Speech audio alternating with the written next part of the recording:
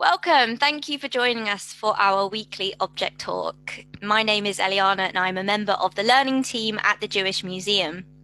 Today you're joining us for an object talk on an oil painting of a woman called Nina Salaman from our collection. This object is part of a collection of over 40,000 objects in the Jewish Museum London designated collection. And it shows the diversity of Jewish life and history, and our programs exist to explore the connections between faiths and cultures.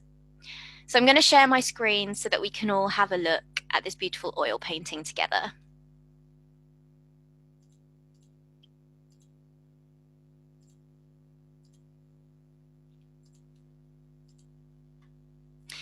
This is an oil painting by distinguished British Jewish artist Solomon J. Solomon.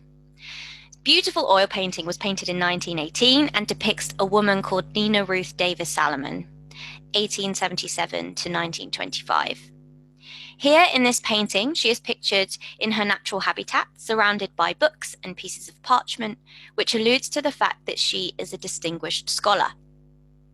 Nina Salaman was a Hebrew scholar, translator, and poet, as well as campaigning for women's suffrage and equality within Jewish life. Nina Salaman is well known for her translations from Hebrew to English, including parts of the Routledge prayer book still in use today. Salaman was also a well-regarded Hebraist, known especially for her translations of medieval Hebrew poetry, at a time when Jewish scholarship in Europe was a male preserve. In addition to her translations, she published historical and critical essays, book reviews, and an anthology of Jewish readings for children, as well as poetry of her own. She also campaigned for women's rights and was a prominent member of the Jewish Women's League for Suffrage. Born in 1877 in Derby, England's industrial heartland, Nina's father's family were precision instrument makers, so telescopes, opera glasses, and miners' lamps, and had lived in England since the early 19th century. Her family moved to London when she was 6 weeks old. First they lived in Kilburn, and then later settled in Bayswater. Her father embraced orthodoxy, having not been observant by birth. He mastered the Hebrew language and devoted his leisure to Jewish scholarship.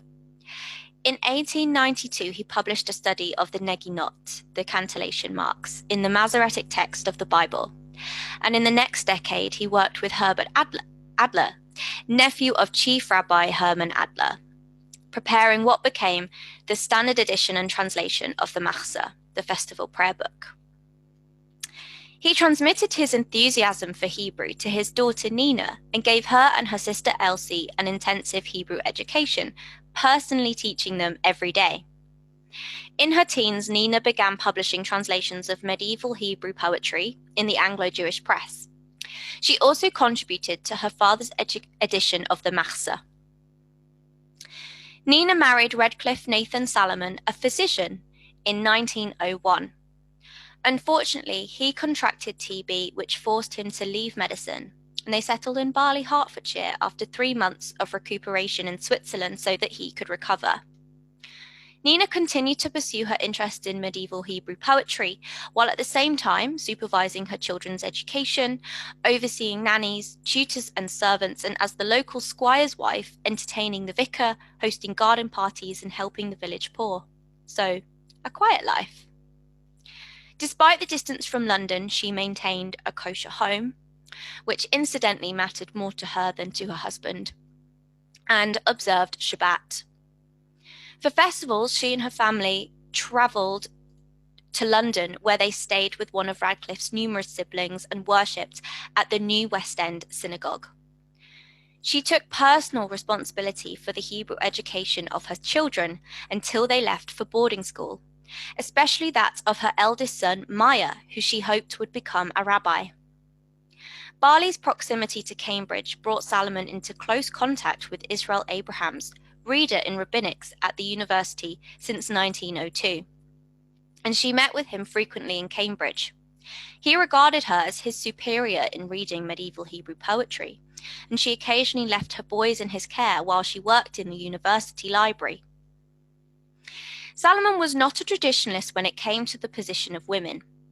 Like her sisters-in-law, Isabel Salaman Davis and Jenny Salaman Cohen, she was an active member in the Jewish League for Women's Suffrage, which campaigned not only to win the vote for women, but to improve the status of women in the Jewish community, including the right of women seat holders to vote in synagogue elections.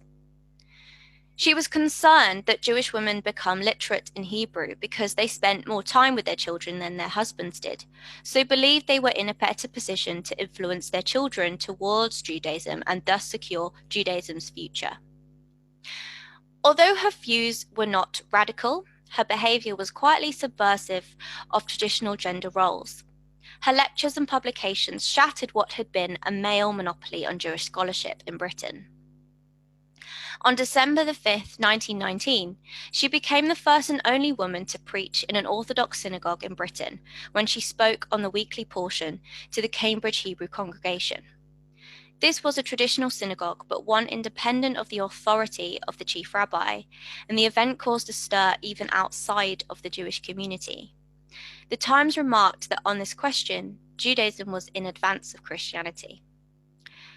Unfortunately, Nina died on the 22nd of February 1925, her life cut tragically short by colon cancer. The chief rabbi at the time delivered a eulogy at her funeral, as was only fitting for one of the most accomplished Hebrew scholars in Britain. Nina Salaman's achievements and story continues to inspire me to no end.